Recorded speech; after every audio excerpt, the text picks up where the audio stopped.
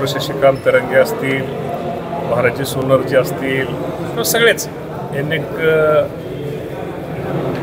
इथं पुण्यामध्ये आपण हा जयंती उत्सव मोठ्या समारंभ पद्धतीने साजरा करूया।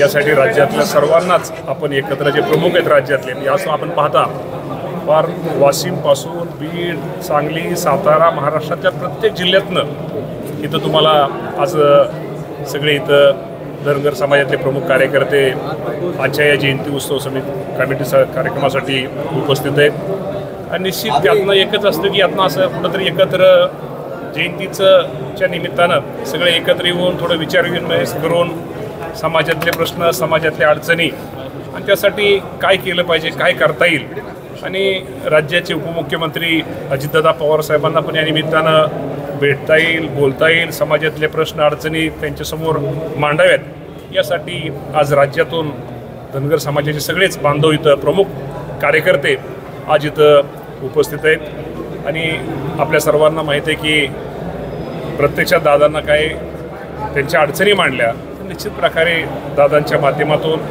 जयंतीचं पण आहेच, जयंती पण उत्सव पण आम्ही साजरा करतोय। त्यानिमित्तानं दादांना ज्या अडचणी मागण्या समाज बांधव निश्चित प्रकारे मांडतील आणि दादा ते सोडवण्यासाठी दादा निश्चित भविष्य काळामध्ये प्रयत्न करतील। दादा तुम्ही एकीकडे दादांचा सत्कार करताय समाजाच्या वतीने, पण दुसरीकडे समाजाचेच नेते हाके रोज उठून दादांना शिव्या देतात। प्रत्येक व्यक्ती वेगवेगळ्या प्रत्येकाचे हे असतात, कोण शिव्या देतं कोण नाही हे करण्यापेक्षा आज तुम्हाला पाहतो आपण बघता की आमचे समाज बांधव राज्यातले प्रत्येक गावात तुम्ही सहज प्रत्येकाच्या मुलाखती घ्या, ते प्रमुख कार्यकर्ते कोण शिवाय देतो कोण काय बोलतो आम्ही त्याला महत्त्व देत नाही, अजितदादा पण महत्त्व देत नाही।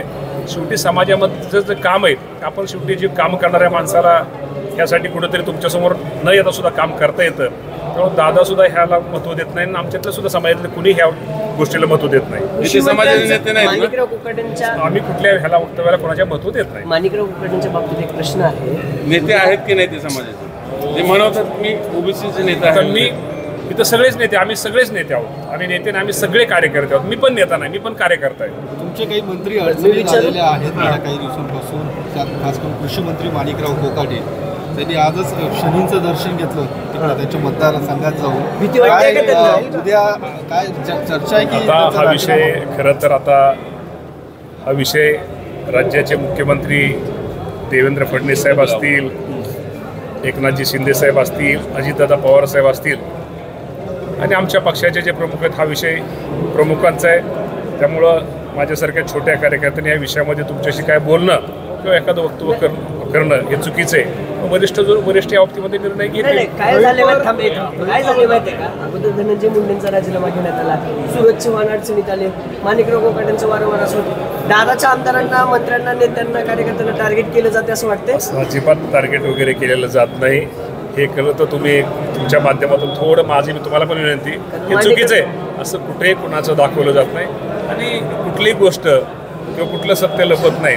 त्यामुळे असं कोणालाही या राज्याचे मुख्यमंत्री सर्वांना घेऊन, हे दोन्ही उपमुख्यमंत्री सर्वांना घेऊन खूप चांगला कारभार या राज्याचा करतायत आणि राज्य अधिक अजून कसं विकास आणि राज्य कसं पुढं जाईल यासाठी त्यांचा प्रयत्न। कालच आपण पाहिलं मुख्यमंत्री राज्याच्या अनेक योजनेसाठी स्वतः परवा दिवशी दिल्लीमध्ये तळ ठोकून 2 दिवस होते आणि निश्चित प्रकारे त्यांच्या माध्यमातून अनेक खूप मोठ्या योजना या राज्याला केंद्र सरकारच्या माध्यमातून मिळतील।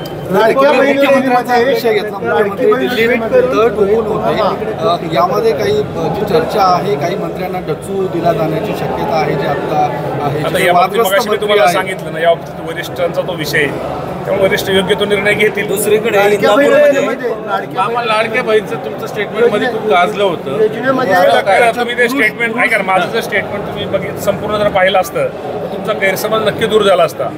मी एक म्हटलं होतं की लाडक्या बहिणीमुळं थोडं सरकारच्या तिजोरीत ताण होता, परंतु गेले 2-3 महिने परिस्थिती हळूहळू रुळावर आलेली आहे। तर मी उलट चांगलं सांगितलं होतं आणि गोष्ट खरी आहे।